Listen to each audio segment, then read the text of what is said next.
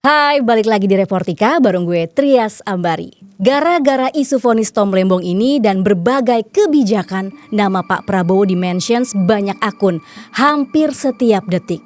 Di periode 12-18 Juli 2025 ada 142.550 mentions tentang Presiden Prabowo di media sosial. Total engagementnya tembus 14,9 juta. Ini naik 2 kali lipat dari minggu lalu yang cuma 7 juta aja. Nah, kalau minggu kemarin topik panasnya soal KTT BRICS, sekarang isu yang paling ramai adalah soal tarif dagang Amerika dan vonis Tom Lembong. Platform paling aktif bahas Pak Prabowo itu ada di X atau Twitter itu sebanyak 68.318 mentions, di YouTube 29.888 mentions, di portal berita ada 19.505 mentions, TikTok 16.662 mentions, dan sisanya itu Facebook dan juga Instagram. Kalau sentimennya itu lebih banyak di netral, sebanyak 60%. Kalau positif di 24% dan negatif 16%. Analisis emosi netizen masih didominasi trust sebesar 30,76% dan joy sebesar 31,16%. Tapi masih ada kenaikan emosi negatif yaitu disgust sebesar 9,68%. Selain itu, anticipation sebesar 12,55%, sadness 3,77% dan fear 7,17%. Dan semua ini tergambar di semesta percakapan Presiden Prabowo yang juga didominasi dengan kata-kata kunci ini. Puncak mentions-nya terjadi di tanggal 16 Juli. Ada sekitar 25.774 mentions. Pas momen pemberitaan tarif dagang Prabowo-Trump lagi panas-panasnya. Dan di tanggal 18 sampai 20 Juli khusus isu vonis Tom Lembong ada 2.927 mentions. Reach-nya fantastis banget, sampai 77 juta tayangan. Wow, itu banyak banget. Tapi selain Tom Lembong, netizen juga ramai bahas soal rangkap jabatan beberapa wakil menteri dan kesepakatan dagang Indonesia dengan Uni Eropa. Terus, kenapa sih vonis Tom Lembong ini jadi pemicu obrolan sensitif soal Pak Prabowo dan kabinetnya?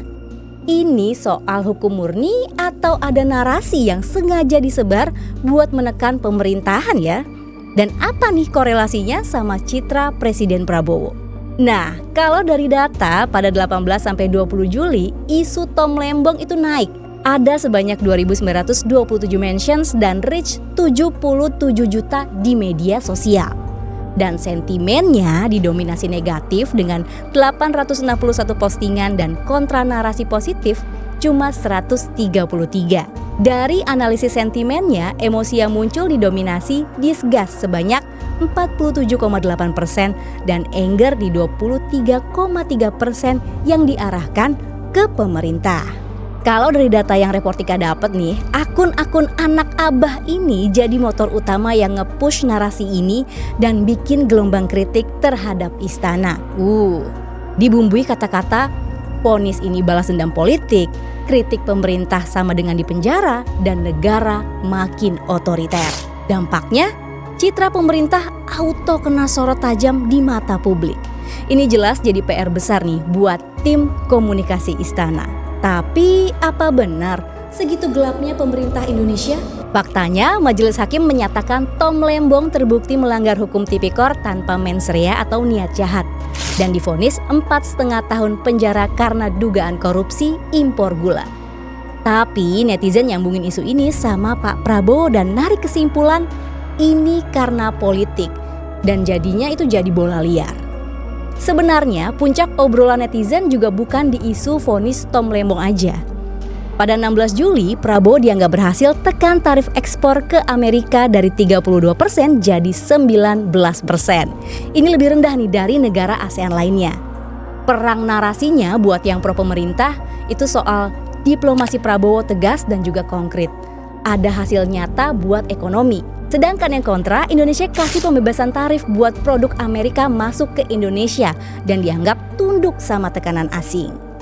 Jadi dalam sepekan ini, isu hukum, politik, dan ekonomi rame dibahas di media sosial. Banyak narasi dilontarkan, tapi apakah semua berdasarkan fakta? Semua data yang kalian dengerin di video ini diambil langsung dari hasil monitoring tim Reportika periode 12-18 Juli 2025. Gimana menurut kamu? Vonis Tom Lembong itu murni hukum atau politik? Tarif turun, taktik, atau takluk? Tulis opini kamu di kolom komentar. Jangan lupa like, share, dan subscribe. Biar ngobrolin politik nggak cuma katanya, tapi ada datanya. Bye!